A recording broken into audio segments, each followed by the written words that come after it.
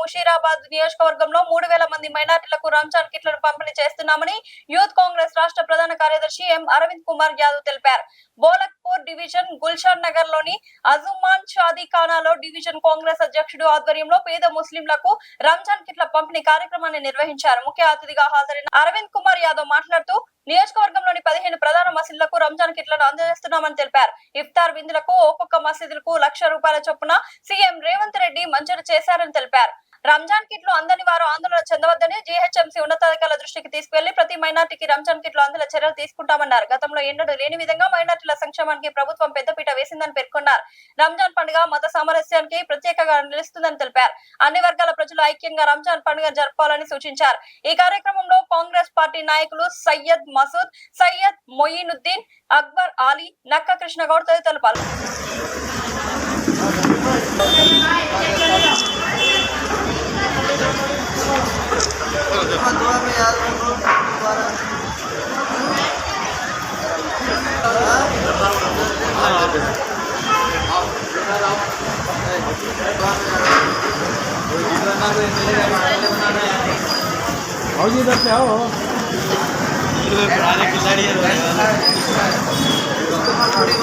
ఈరోజు బోలక్పూర్లో ఐషా ఫంక్షన్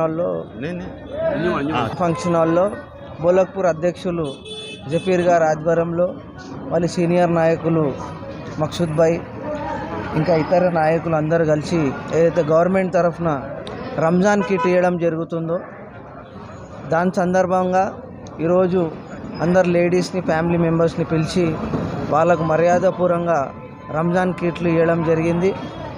మరి దాదాపు 13 నుంచి 14 మసీద్లకు నిన్న రాత్రినే గవర్నమెంట్ తరఫున అమౌంట్ కూడా ట్రాన్స్ఫర్ కావడం జరిగింది. ఈరోజు ఈవినింగ్ 6 గంటలకి ఇఫ్తార్ విందువి ఇక్కడ బోలక్పూర్ ప్రజలకు అందరికీ కూడా ఏర్పాటు చేయడం జరుగుతుంది.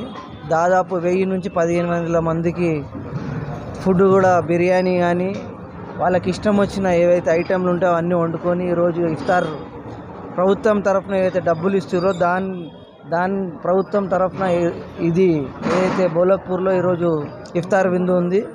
అదేవిధంగా మీ మీడియా సోదరులకు కూడా అందరూ కూడా వచ్చి ఇఫ్తార్ విందును ఇక్కడ ఏర్పాటు చేసిన దానికి పాల్గొనాలని ఈరోజు మీ అందరికీ కూడా కోరుతూ మళ్ళీ అడ్వాన్స్గా అందరూ ముస్లిం సోదరులకు కానీ కుల మతాల అతీతంగా అందరికీ కూడా రంజాన్ శుభాకాంక్షలు తెలుపుకుంటున్నాము.